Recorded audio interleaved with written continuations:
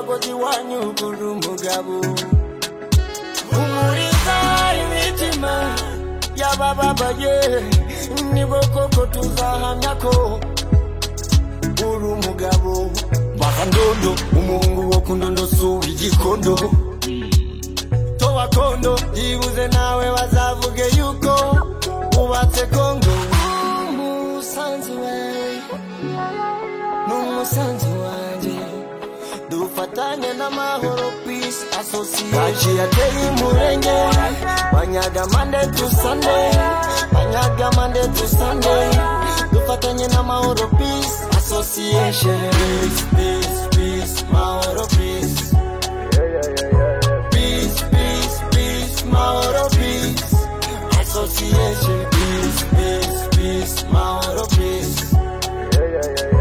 peace peace peace mahoro peace association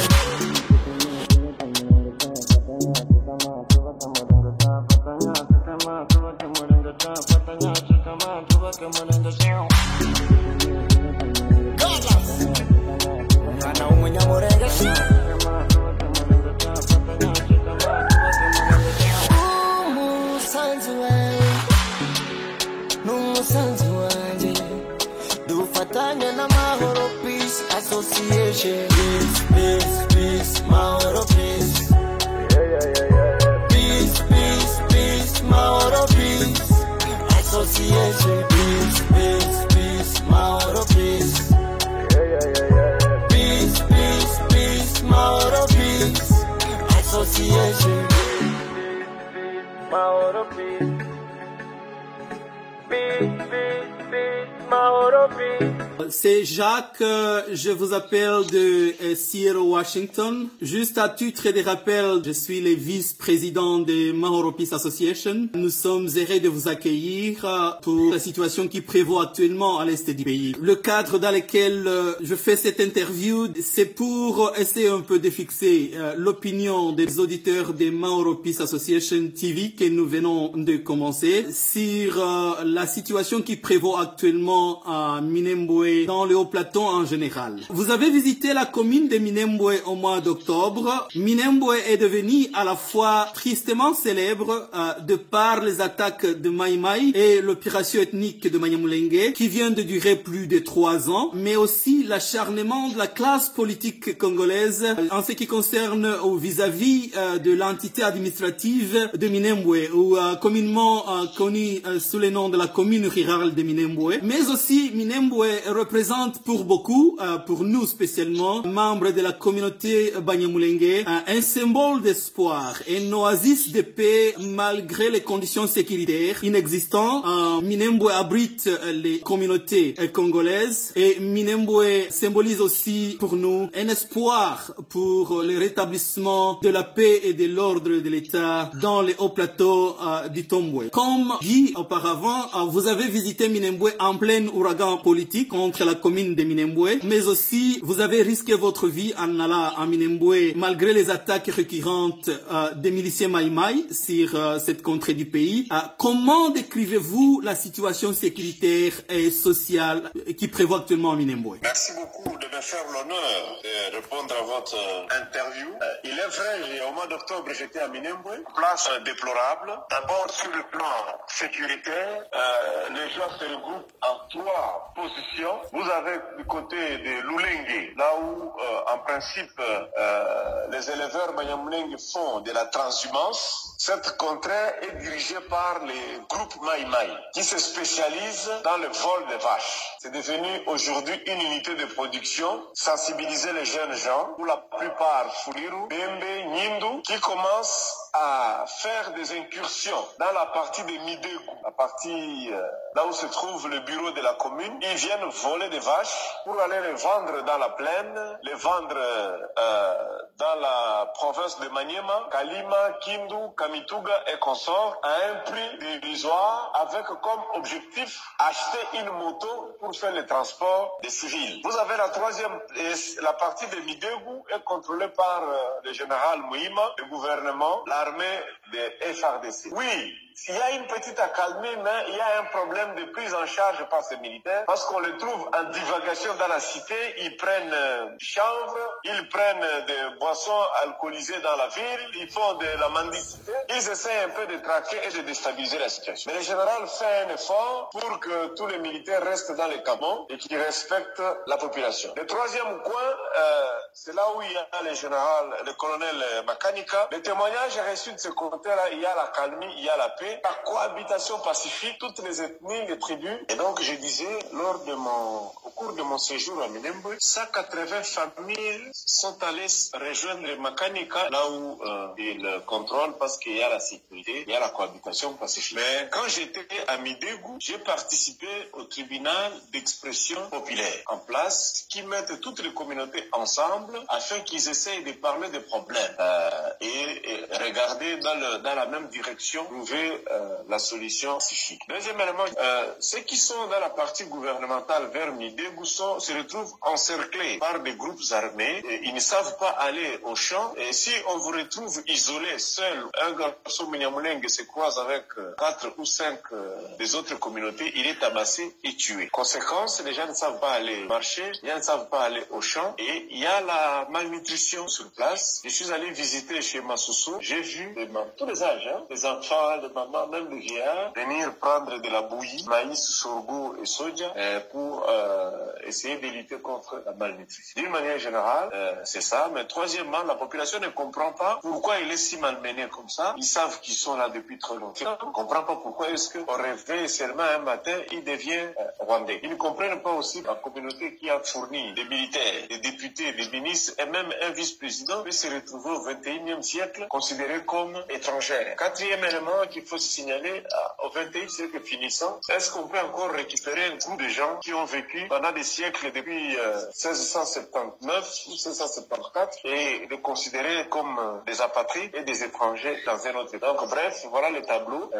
Il n'y a pas d'activité économique, il n'y a rien. La route, la voie terrestre qui mène vers Minembwe n'est pas accessible. Donc quelques commerçants Bashi amènent des choses sur la tête et d'autres arrivent avec quelques sacs de farine vers Mouloumé et dit il faut avancer avec des motos. C'est très compliqué. Avec un $10, tu ne peux pas manger. Pour manger dans le minimum possible en toute mystique, il faut avoir $20 par jour. Dans les conditions de vie sont extrêmement difficiles. Il fait très froid. Il y a beaucoup de déplacés qui sont dépourvus de leur source de ravitaillement. Ils n'ont plus de vaches. On avait 500 000 vaches à peu près. On a volé autour de 300 000. Il n'y a plus rien. Et les vaches qui sont là sont maigres parce qu'ils ne savent plus faire la transhumance pour aller chercher de bonnes herbes vers Moulengue, qui est le bastion des groupes armés. Merci beaucoup. Merci beaucoup, Monsieur Barnabé. Vous vous êtes entretenu avec les notables sur place. Nous avons remarqué malheureusement dernièrement un décalage entre les discours et les propos politiciens et la réalité sur le terrain comme vous venez de la décrire. Avez-vous senti vraiment un risque de balkanisation du pays à partir de Minembwe? Vous savez, ces choses-là, ça se prononce ici par des clergés, des églises, des cardinals qui en fait son affaire, des députés aînés qui n'effectuent pas de descente sur le terrain. C'est eux qui se trouvent ce genre de slogans, en fait, pour essayer de vendre une mauvaise image de la République. Les gens doivent savoir ceci. Par rapport au Rwanda, Minembwe est à 506 km de Kigali, donc tu ne peux pas. Par rapport à la ville de Bukavu, Minembwe est à 45 minutes de vol. Mais pour atteindre le Rwanda, si tu es à Minembwe, tu dois traverser le territoire d'Uvira, parce que Minembwe est derrière le territoire d'Uvira. Or, le territoire d'Uvira est à 4 mètres seulement. La rivière Ruzizi a comme largeur 4 mètres pour atteindre le bout.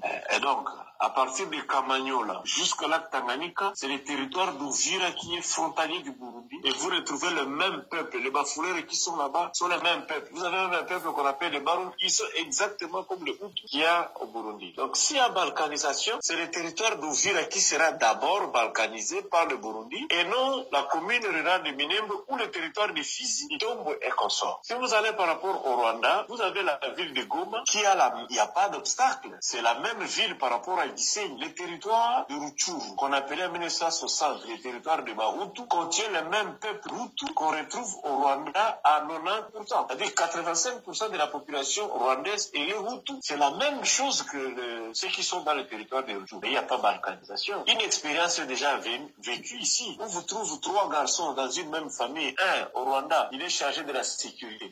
Et l'autre frère, il est ministre en RDC. Et le troisième est chef de la police en Ouganda. Parce que les Rutshuru est frontalier de l'Ouganda et du Rwanda. Là, personne n'en parle. C'est une campagne malheureuse que les gens ne comprennent pas. Tout le monde sait que les Banyarwanda qui sont venus au Congo en 1961, 1962, ils étaient installés dans les Massissi et non à Minembwe et non à Itombwe. Et tout le monde sait que quand le pays a été libéré, le Rwanda a été libéré à 1994, tous sont rentrés. Tous les Banyarwanda qui sont venus en 1961 sont rentrés chez eux. L'exemple, c'est le papa de Vincent Karega, l'ambassadeur du Rwanda en République démocratique du Congo. Son père est venu au Congo en 1961. Lui-même, il est né à Walikale en 1962. Il a étudié à Lubumbashi. Mais lorsque le Rwanda a été libéré, ils sont rentrés au Rwanda parce qu'ils sont rwandais. Le deuxième exemple que nous pouvons donner, l'apôtre Joshua Masasu, qui est le père spirituel de l'église Restoration Church, il est basé au Rwanda. Il était à Kinshasa avant la libération.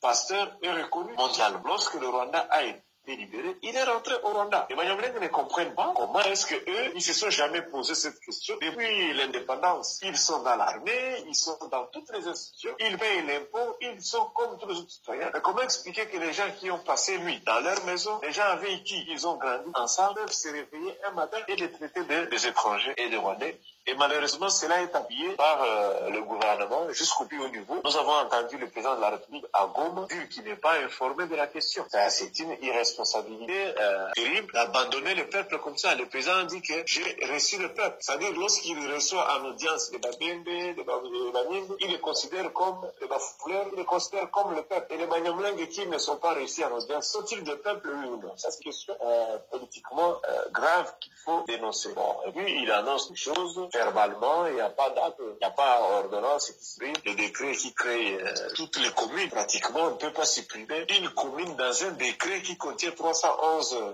communes. Donc, malheureusement, sur le plan politique, il y a de l'amateurisme, il y a de la négligence, il n'y a pas d'expertise, on traite le dossier avec beaucoup de légèreté. C'est très grave, les gens ne comprennent pas, les gens meurent à cause de ces genres de spéculations. Il y a des gens qui font l'apologie des groupes armés. Le député Mwindo Nzangi qui a posé cette question au Parlement. Tout le monde sait qu'il a des rapprochements avec les NDF qui tuent d'ailleurs des gens chez lui à Beni, Kamango. Il est de là, il est là, mais jamais il a fait de déclaration avec eux, comme il a fait pour le ministre de la décentralisation, qui n'était pas au gouvernement lorsque la question de Minembwe a été traitée, examinée, et lorsque le décret portant nomination de bourgmestre a été signé et installé. Merci encore une fois, Monsieur Barnabé, de nous décrire un peu la situation en général et spécialement la manipulation des politiciens vis-à-vis de la situation qui prévaut actuellement à Minembwe. Vous avez eu aussi l'opportunité de parler avec la population, toutes tribus confondues d'ailleurs. Quelles sont leurs demandes? Quelles sont leurs aspirations? Je parle de toutes les populations locales actuellement à Minembwe. Dans la tribune d'expression populaire, cette question m'a été posée et j'ai présenté des excuses au nom de tous les hommes politiques. Parce que généralement, nous qui sommes originaires de ces coins, moi mon père est né à Itombwe, et lorsque nous sommes à Kinshasa, nous allumons le feu, ça calme la difficulté de la population locale. Un jeune homme m'a fait arrêter aujourd'hui dans le bar, sur le boulevard. Il me dit qu'il est de Kamituga. Il a vu les photos de sa famille, les gens n'ont pas à manger. La population ne demande que la paix, rien que la paix. Mais malheureusement ici, on est reçu par le président, on est respecté lorsque vous prononcez le discours de la haine contre ces autres communautés. C'est le cas par exemple de Bitakwira qui, lors de la dernière campagne, il a battu campagne pour injurer le président Félix. Mais aujourd'hui, parce que le président Félix est en difficulté politiquement, la personne qui estime qu'il doit embrasser c'est Bitakwira, et le même Bitakwira va avoir le mandat d'aller parler au nom de Félix dans la plaine de la revue et partout ailleurs. Je voudrais recommander à Bitakwira d'arriver jusqu'à Lulenge, parce qu'à Lulenge c'est habité pour la plupart par des groupes armés, Bafumiru, Babembe et Banyamulenge, il faut qu'il aille jusqu'à Lulenge et essayer de désamorcer, demander à tous ces jeunes qui commencent à faire de l'argent derrière les vaches de Banyamulenge, d'abandonner cette voie-là des armes et retenir qu'après les vaches, il y aura toujours besoin de manger et de vivre. Il y a intérêt à ne pas exterminer les vaches Parce que les vaches, c'est une unité de production qui soutiennent l'économie locale. Voilà, malheureusement, c'est ça. Nous, originaires du coin, nous dramatisons, nous participons, nous allumons le feu. Au lieu de servir d'experts, au lieu de servir de témoins, nous prenons des petits guerres privées, aux problèmes de jalousie, d'ingratitude, et nous alimentons la communauté internationale. Malheureusement, ce sont les villageois qui en pâtissent pour rien. Merci encore une fois, Monsieur Barnabé. En fait, pour contextualiser la crise actuelle à l'est du pays, j'aimerais un peu qu'on passe sur ce qui prévaut actuellement sur la scène politique à Kinshasa. Les consultations actuelles initiées par le président de la République, Félix Tshisekedi, semblent privilégier la constitution de l'union sacrée politique, mais à mon avis, ne donnent pas ou donnent peu de place au débat sur le vrai défi sécuritaire de l'est du pays, notamment ce qui se passe dans les hauts plateaux du Tomboué, dans le nord Kivu, et qui pourtant devrait être prioritaire. Au vu de ce qui se passe à l'est du pays, croyez-vous vraiment que ce dont on a besoin en République démocratique du Congo, dans les conditions actuelles, ce sont des consultations telles que organisées actuellement par le président? Les consultations vont accoucher d'une souris, c'est une déception générale. Pendant la campagne électorale, le président avait promis qu'il va déplacer l'état-major général de l'armée à Goma, mais il vient de déplacer le camp colonel Tchatchi vers le camp colonel Kokolo. Nous sommes toujours à Kinshasa. Le président de la République a juré à Bukavu qu'il était prêt à mourir pour la sécurité dans les Kivu. Il reste en vie, mais entre-temps, les sécurités continuent là-bas. Les consultations, il n'a pas reçu les gens du Kivu, il n'a reçu que Mukwege exceptionnellement. Il y a posé un problème de justice, un problème de tribunal, mais il n'y a pas de moyens pour organiser un tribunal pénal ici, un tribunal international. Donc c'est une déception, ça a voulu tout simplement régler un problème privé. Les partis politiques sont un fait privé, ça relève des associations.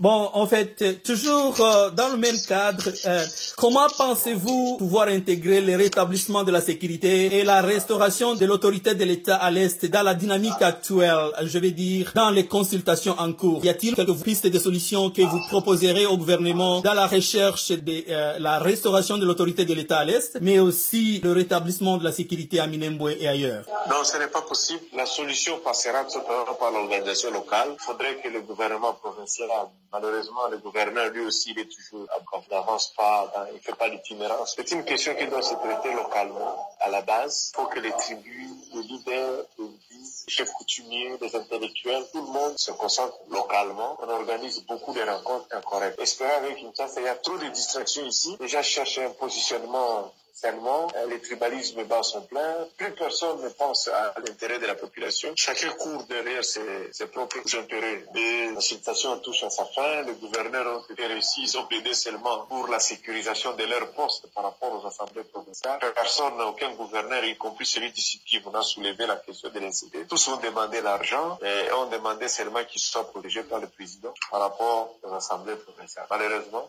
la République des jouisseurs, tout le monde regarde son ventre et personne ne voit l'intérêt de la population. Je suis désolé. Oui, un autre phénomène que nous avons remarqué récemment, ce sont des discours de haine contre la population Banyamulenge, une certaine montée du nationalisme populiste qui vient d'atteindre son paroxysme en République démocratique du Congo et surtout dans les médias sociaux. En tant que politicien, parce que vous êtes aussi politicien, qu'est-ce que le gouvernement devrait faire pour éviter les conséquences désastreuses de cette montée du populisme, nationalisme mal placé, qui pourrait engendrer ce que nous avons connu en 1994, à l'instar du génocide, par exemple, dans les pays voisins du Rwanda? Y a-t-il quelques recommandations que vous puissiez faire en ce qui concerne la montée exactement du populisme nationaliste, les discours de haine contre la population en Banyamulenge? Malheureusement, c'est déplorable. Nous assistons à un phénomène, puisque les Banyamulenge ont connu à l'époque de Mobutu. Maintenant, la haine, nous avons assisté les ministres de la décentralisation être crucifiés à l'hémicycle par les députés nationaux venus de tous les coins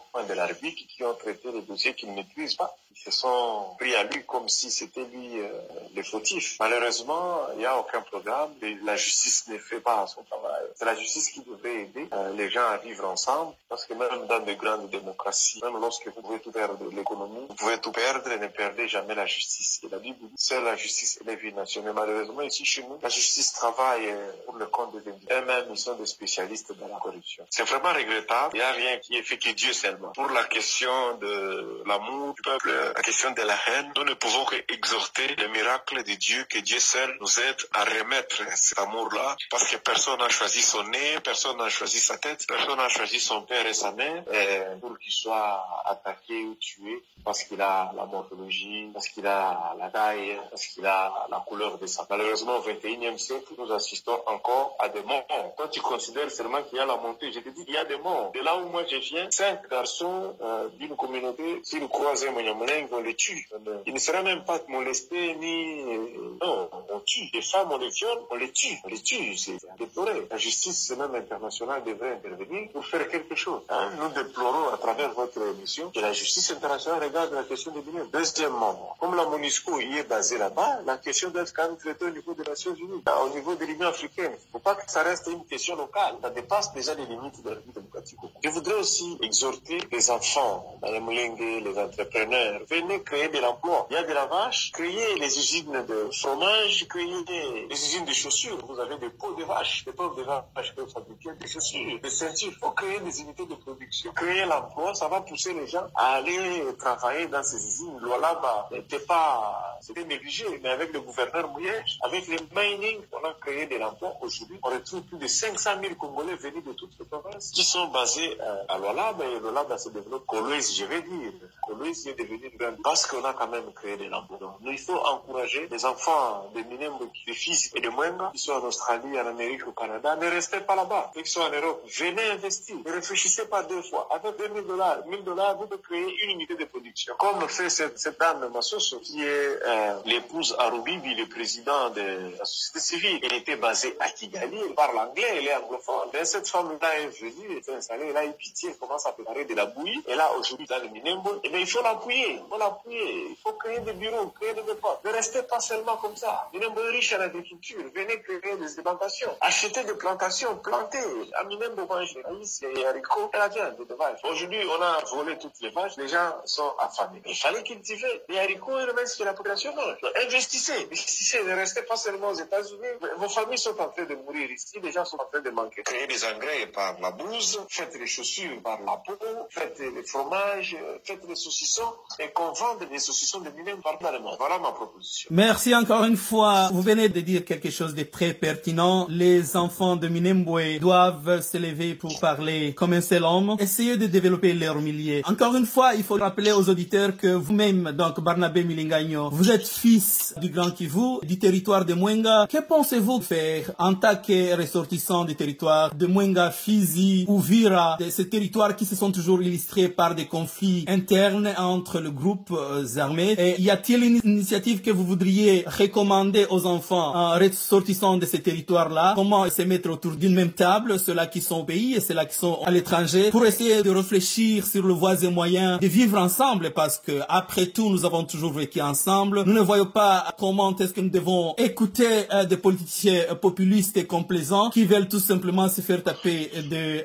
postes politiques. Y a-t-il des voies et moyens que vous recommandez aux ressortissants de ces 3 territoires, Fizi, Mwenga et Uvira, comment s'asseoir ensemble pour parler de la paix? Vous savez, même là aux États-Unis, ce sont les entrepreneurs qui ont développé l'Amérique. L'État ne développe pas. L'État met seulement le mécanisme pour appuyer et consort. Un pays se développe par l'entrepreneuriat. Il faut encourager les fils et filles d'aller investir. Je répète, il faut investir. Chacun de nous doit créer une unité de production là où il est né, là où se trouve soit la tombe de ses parents, là où se trouve la montagne dont il revendique être originaire. C'est très important. Vous savez, lorsque vous êtes à Washington, vous vous réveillez, vous courez derrière le métro, vous avez un emploi du temps, un agenda qui est chargé. Lorsque tu es à Kinshasa, c'est la même chose. Un jeune homme qui est à Minembwe, il est oisif, il n'a rien à faire. Il est là, le matin, il regarde, il est 12h, 16h, il ne sait pas où aller. Cet homme-là, il va comprendre que s'il a une arme, il peut aller tuer la vache, il aura à manger chez lui. Il peut aller voler, il aura à manger chez lui. C'est ça l'insécurité. Et lorsque vous créez des unités de production, une usine de fabrication de chaussures, au lieu d'aller voler, on va lui dire non, viens, on va t'engager ici et tu seras payé $5 par jour. Ce garçon va apprécier, chaque 10 jours il a $50.